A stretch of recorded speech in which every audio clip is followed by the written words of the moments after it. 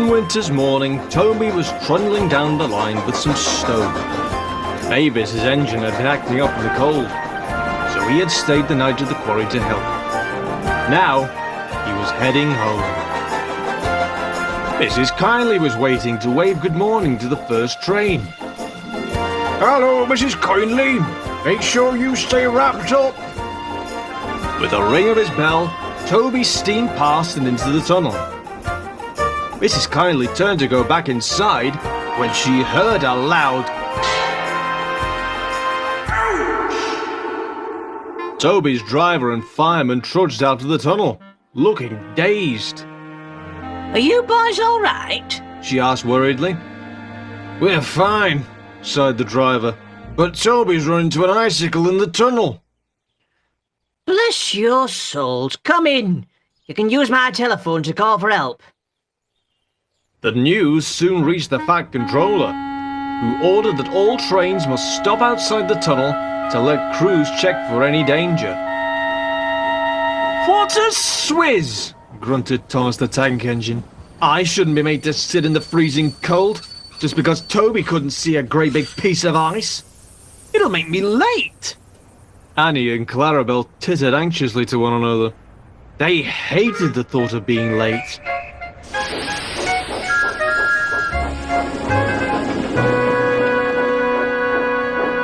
They soon arrived at the tunnel. Thomas was brought to a stop, while his crew hopped down to inspect. Please don't be long, pleaded Thomas. We'll be as quick as we can, his fireman promised. But it was a long tunnel, and his driver and fireman had to be thorough. At last, they came back. Thomas hoped he could make up time.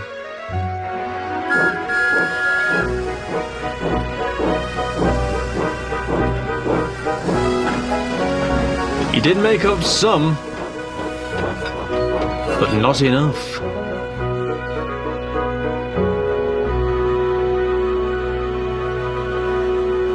Thomas couldn't help it. They were late day after day after day. Something needs to be done, Thomas huffed to the coaches. Oh dear. Annie fussed. You and your schemes. Well, we can't keep arriving late every afternoon. I'm gonna figure something out. You see if I don't. Just be sensible, Thomas dear. Thomas went off to do some shunting. He found Percy, struggling with a van. Need some help, Percy? Oh yes, please, Thomas. I'm meant to be bringing this rock salt to dock, but I think the wheels are frozen. Thomas was puzzled too. Then he noticed he was wheezing steam where the van had been. An idea struck him like an icicle in the funnel. The next day, Thomas explained his idea to his crew. So, we won't need to stop if we just melt all the ice with a good head of steam. It's worth a try, his driver said. Just be careful. They soon set off. Thomas slowed down as the tunnel came into sight. He took a deep breath and whoosh! Thomas's plan worked a treat. The ice quickly melted and started to drip from the tunnel roof. Unfortunately, it also meant that ice-cold water showered Annie and Clarabelle like rain. Whoosh! They wailed. Stop, Thomas! Stop! Thomas didn't notice. He was too busy thinking how brilliant his idea had been.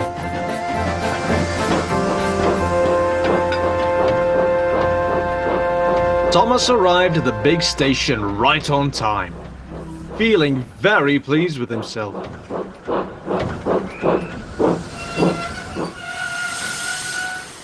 As the passengers filed out, there was a thud from one of Clarabelle's compartments.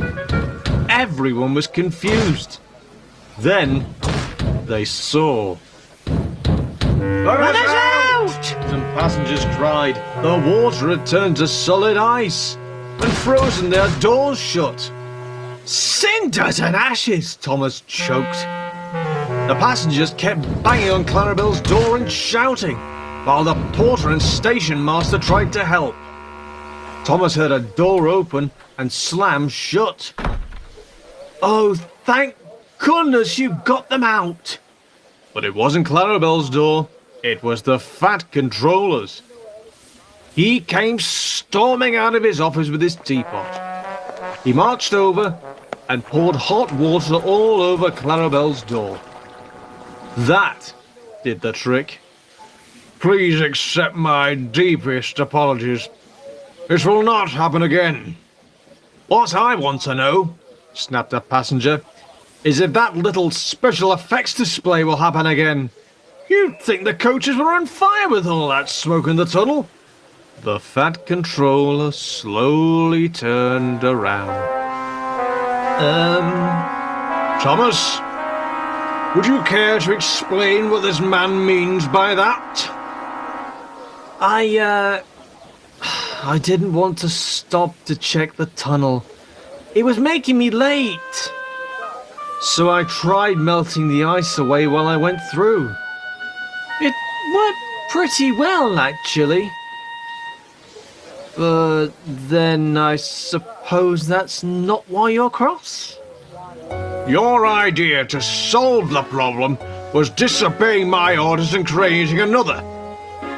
Thomas.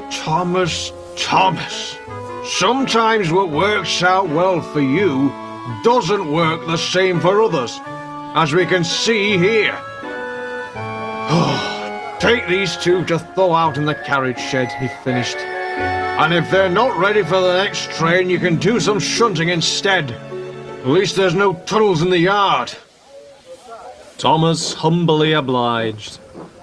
The icy stares of Annie and Clarabelle were enough to make sure he followed that order. Next time he had a foolproof plan.